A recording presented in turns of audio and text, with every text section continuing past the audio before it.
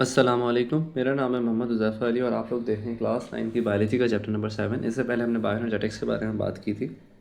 अभी हम बात करेंगे chemical process of energy transmission के लिविंग ऑर्गेनिजम्स के बॉडी में एनर्जी एक फॉर्म से दूसरी फॉर्म में कैसे ट्रांसफ़र होती है। अच्छा जी, बच्चे ये पैराग्राफ पढ़ने से पहले मैं आपको कुछ चीज़ें समझाना चाहता हूँ। ओके जी, आप लोगों को पता होगा हमारे पास इलेक्ट्रॉन्स जब किसी से निकल जाते हैं, मतलब लॉस ऑफ इलेक्ट्रॉन हमारे पास क्या होता है। मिसाल के तौर पे कोई एलिमेंट था, सपोज करें सोडियम। सोडियम ने अपना एक इलेक्ट्रॉन दिया और उस पर चार्ज आ गया +1। तो लॉस ऑफ इलेक्ट्रॉन क्या है? लॉस ऑफ इलेक्ट्रॉन हमारे पास क्या है? Loss of electron basically means oxidation. क्या? ऑक्सीडेशन। ठीक है। और रिडक्शन क्या है? Gain of electron. रिडक्शन क्या है? Gain of electron. दोबारा समझाता हूँ। हमारे पास लॉस ऑफ इलेक्ट्रॉन क्या है? अरे यार, हमारे पास लॉस ऑफ इलेक्ट्रॉन क्या है? ऑक्सीडेशन। गेन ऑफ इलेक्ट्रॉन क्या है? हमारे पास रिडक्शन। सवाल ये पैदा होता है, ये मैं बता क्यों रहा हूँ बच्चे। देखो, लिविंग ऑर्गेनिजम्स में भी ना ऑक्सीडेशन और रिडक्शन के ही ज़रिए से हमारे पास एनर्जी ट्रांसफ़र होती है।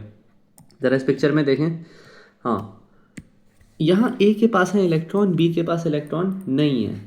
ए क्या कर रहा है? अपने इलेक्ट्रॉन किसको दे दे रहा है? हमारे पास बी को दे दे रहा है। किसको दे दे रहा है? बी को दे रहा है। तो ए क्या हुआ? ऑक्सीडाइज। ए के अंदर क्या हो गई? ऑक्सीडेशन। और बी के अंदर क्या हुई? क्योंकि बी ने इलेक्ट्रॉन लिए हैं, इसके अंदर क्या हो गई? रिडक्शन। अब ज़रा सुनना, इलेक्ट्रॉन्स के पास होती है एनर्जी। जैसे ही ए ने अपने इलेक्ट्रॉन बी को दिए, वही एनर्जी किसके पास आ गई?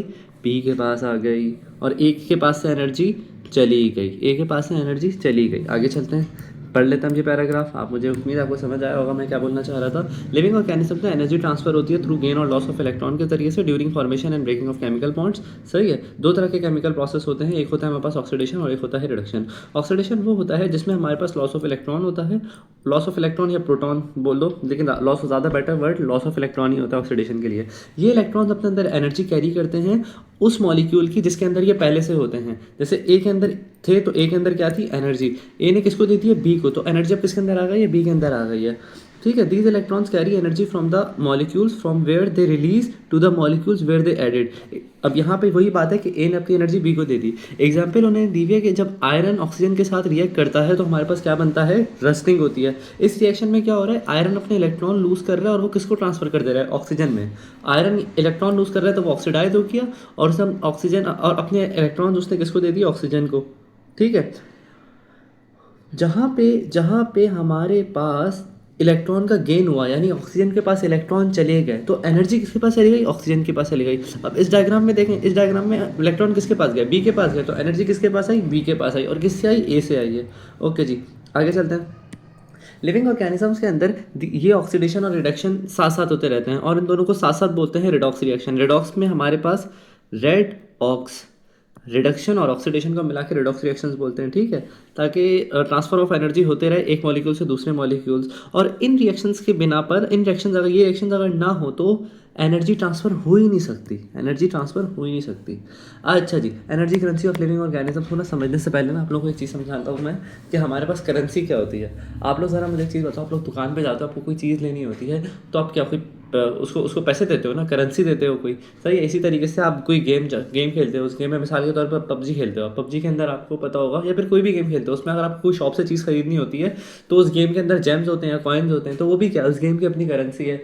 अगर आपको वहाँ से कुछ लेना है तो आप वो जेम्स या कॉइन से खरीदोगे।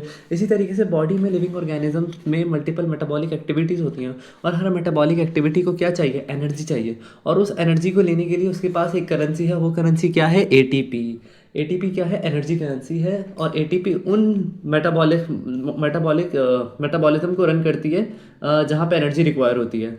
सही है। मिसाल के तौर पे अगर ग्लूकोज की ऑक्सीडेशन करवानी है तो ग्लूकोज की ऑक्सीडेशन के लिए एंजाइम बोलेंगे हमें, एंजाइम या फिर केमिकल प्रोसेस बोलेगा मुझे एनर्जी चाहिए। उसको एनर्जी किस फॉर्म में मिलेगी? एटीपी की फॉर्म में।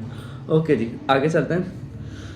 हाँ, लिविंग ऑर्गेनिजम्स के अंदर जो हमारे पास क्या कहते हैं, एनर्जी स्टोर करने का तरीका है वो स्पेशल मॉलिक्यूल के ज़रिए से। वो है हमारे पास एडेनोसिन ट्राइफॉस्फेट। ये ऑर्गेनिजम्स में इन ऑर्गेनिज्म, ठीक है, सही है। अच्छा ज़रा सुनना, हमारे पास होता है ATP energy molecule, energy rich molecule. सही है। और एक होता है हमारे पास ADP, एक होता है हमारे पास ADP, ये होता है एनर्जी पुअर मॉलिक्यूल। सुनना ज़रा, ATP होता है एडेनोसिन ट्राइफॉस्फेट, इसमें 3 फॉस्फेट होते हैं, और ADP होता है डाइफॉस्फेट, उसमें सिर्फ 2 फॉस्फेट होते हैं। जैसे ADP में हमारे पास एक फॉस्फेट और ऐड हो जाए, मिसाल के तौर पे यहाँ पे हमने एक फॉस्फेट और ऐड कर दिया, ये क्या बन जाएगा हमारे पास ATP, क्या बन जाएगा ATP। यानी ATP जो है हमारे पास एडेनोसिन ट्राइफॉस्फेट, वो चार्ज मॉलिक्यूल है। जैसे आपकी बैटरी 100% चार्ज नहीं होती, वैसा चार्ज मॉलिक्यूल है। और ADP क्या है, अनचार्ज, बैटरी जीरो हो चुकी है, बस आपने उसको फॉस्फेट दिया, एक पाई ग्रुप डाला उसके अंदर, उसकी बैटरी कितनी हो गई वापसी 100, वो भी चार्ज हो गया, वो भी ATP बन गया, ठीक है। और हर the amount of energy stored is, हाँ, और ATP के अंदर कितनी अमाउंट ऑफ एनर्जी स्टोर्ड होती है, 7.3 किलो कैलोरीज पर मोल। और ये एनर्जी हमारे पास ATP की फॉर्म में यूटिलाइज होगी by living organism for performing any type of work, कोई सा भी काम करना हो। मिसाल के तौर पे ट्रांसपोर्ट ऑफ मॉलिक्यूल्स करवाना है लो कंसंट्रेशन से हाई कंसंट्रेशन की तरफ, सही है, लो कंसंट्रेशन से हाई कंसंट्रेशन की तरफ अगर हमें मूवमेंट करवानी हो तो उसके लिए हमारे पास ATP यूज़ होगी, एनर्जी यूज़ होगी। आपको याद होगा एक्टिव ट्रांसपोर्ट हमने पढ़ा था, ठीक है जी। ये देखें, ATP हमारे पास टूटता है ADP प्लस फॉस्फेट और एनर्जी में, और ये एनर्जी कितनी है, 7.3 किलो कैलोरीज पर मोल। अब ये ADP और प्लस फॉस्फेट जो हैं ये दोबारा मिल जाएंगे और क्या बन जाएंगे हमारे पास ATP। ATP के बनने का अमल क्या है हमारे पास, एंटरगोनिक, इसमें एनर्जी लगती है। और ATP के टूटने का अमल क्या है, एक्सरगोनिक, जिसमें एनर्जी बाहर जाती है, लिबरेट होती है। एंटरगोनिक यानी एंडोथर्मिक, एनर्जी हमें देनी पड़ती है। और इसके टूटने का अमल क्या है, एक्सरगोनिक यानी एक्सोथर्मिक, इसमें एनर्जी रिलीज होती है। ओके जी, अगली वीडियो में स्टार्ट करते हैं। अपना बहुत ख्याल रखें, अल्लाह हाफिज़।